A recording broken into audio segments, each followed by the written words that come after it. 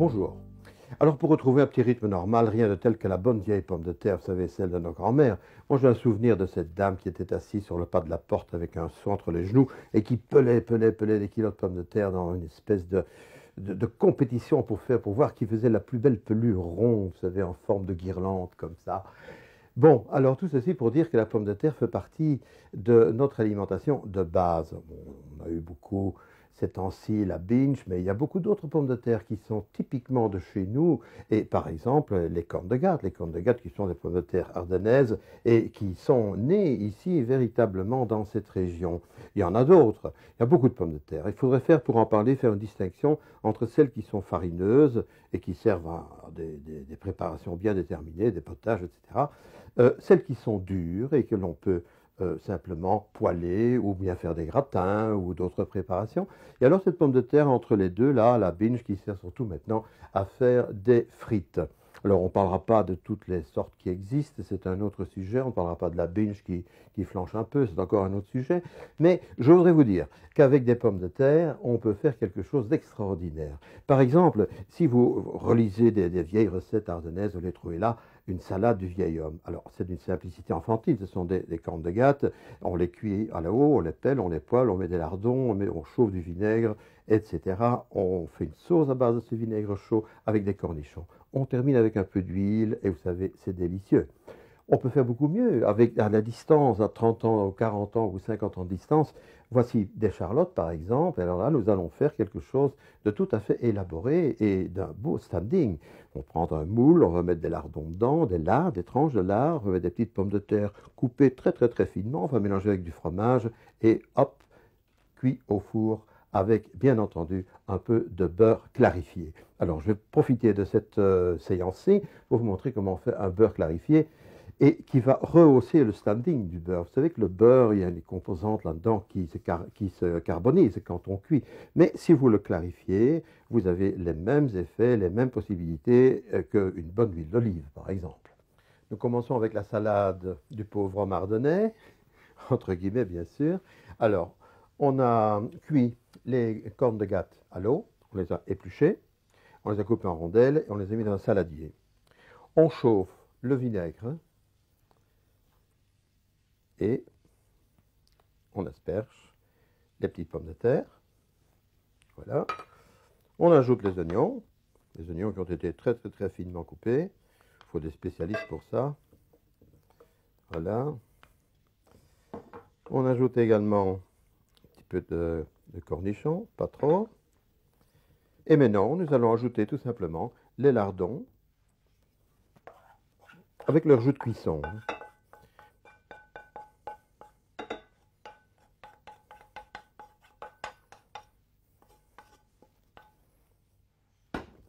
Mélangez délicatement et votre plat est prêt. Ça se mange avec des grandes tartines de pain d'épeautre ou avec une salade, comme on veut. Voilà, vous terminez avec une pincée de sel et quelques moulins de poivre blanc, bien sûr, pour bien mettre les différentes saveurs en musique. Vous avez vu que j'ai utilisé du vinaigre de framboise plutôt que du vinaigre de vin blanc pour avoir quelque chose de plus fruité, de plus fin. Et au moment de servir, je vais ajouter une petite cuillerée d'huile d'olive pour avoir vraiment encore une quintessence de saveur. Nous allons sur un plus grand si vous le voulez bien. Nous allons maintenant préparer le gâteau de pommes de terre croustillantes. Alors, un des ingrédients de base, évidemment, le beurre clarifié. Je vais vous montrer comment on le fait. C'est d'une simplicité enfantine. Vous mettez votre morceau de beurre dans un poêlon et vous le faites fondre à petite température. Ça prend un moment. Quand il est fondu, vous augmentez un petit peu. Quand il commence à grésiller, vous le retirez immédiatement et vous laissez refroidir. À ce moment-là, avec une petite cuillère, vous enlevez l'écume qui s'est formée, on n'en a pas besoin. Vous laissez refroidir encore un petit peu pour que les particules les plus lourdes descendent dans le fond de votre casserole. Vous versez par une étamine mouillée et vous avez votre beurre fondu. Le beurre est fondu, vous voyez la mousse qui est en train de se former, elle monte vers la surface. Alors j'augmente un tout petit peu la chaleur et quand le beurre se met à grésiller, là vous allez voir, il faut le retirer immédiatement pour le refroidir. Alors voilà, votre beurre est en train de grésiller. la mousse se forme presque uniformément à la surface. On va retirer la casserole. Là. Et maintenant, vous laissez refroidir jusqu'à l'opération suivante. Alors maintenant, nous allons écumer délicatement, une petite cuillère.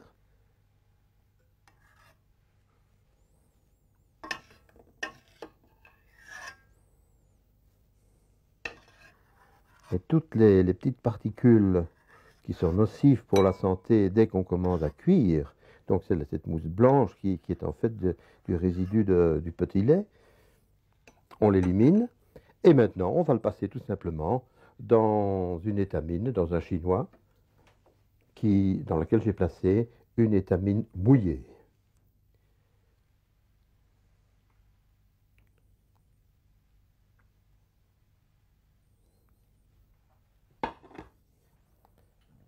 Alors voilà, le résultat final. Opération suivante, nous allons maintenant beurrer les petits moules dans lesquels nous allons cuire nos gâteaux. Alors avec un petit pinceau, mettez du beurre sur les parois, sur le fond.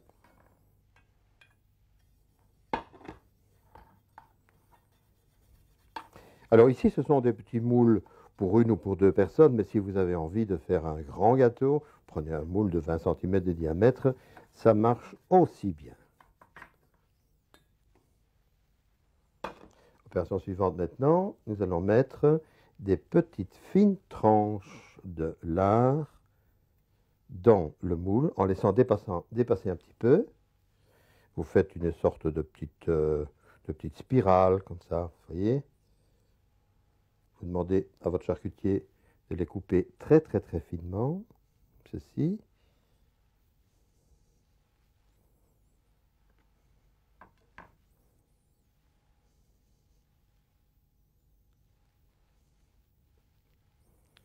Voilà, et vous en mettez bien autour, en laissant bien dépasser. Vous faites tout le tour de votre moule. Essayez de bien dépasser parce qu'après, on va refermer sur les pommes de terre qui viennent au milieu. Hein.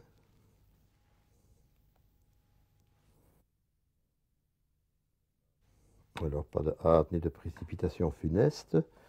Voilà, alors après, vous tassez les bords comme vous le feriez avec une petite tarte. Vous fermez bien, prenez pas d'ouverture dans le fond.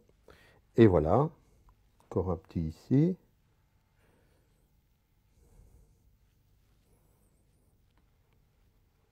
Les bords sont faits.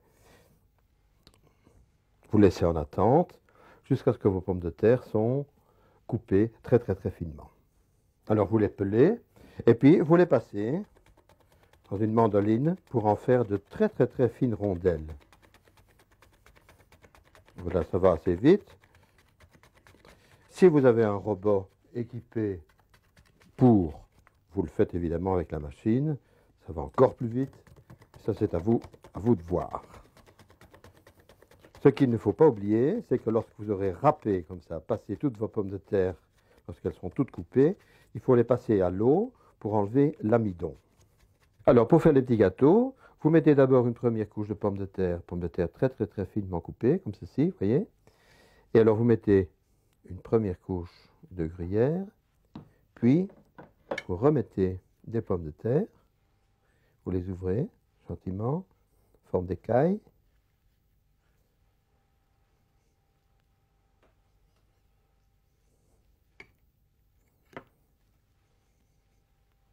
Vous pouvez en mettre, il n'y a pas de problème.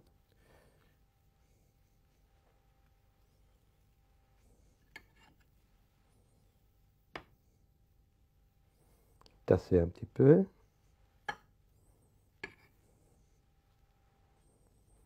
Vous remettez encore un petit peu de gruyère.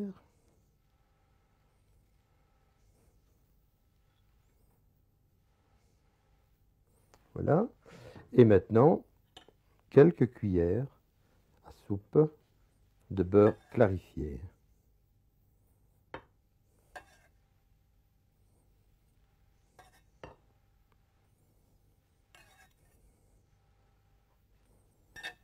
Voilà, maintenant, vous allez rabattre les morceaux de lard dans ce sens-là. Donc vous levez votre moule et puis vous rabattez comme ça.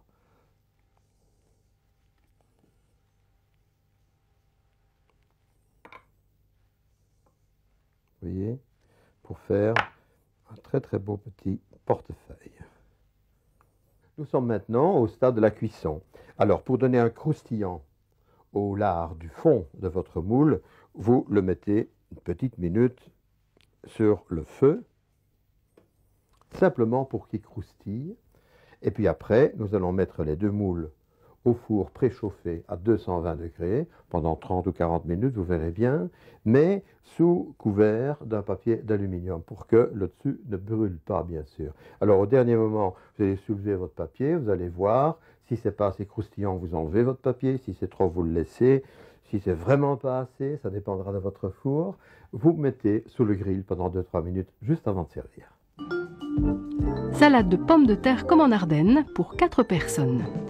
1 kg de pommes de terre Quentigat, 2 échalotes, 250 g de lardons, 3 cuillères à soupe de vinaigre de framboise et 4 cornichons coupés en petits cubes. Gâteau croustillant de pommes de terre pour 4 personnes.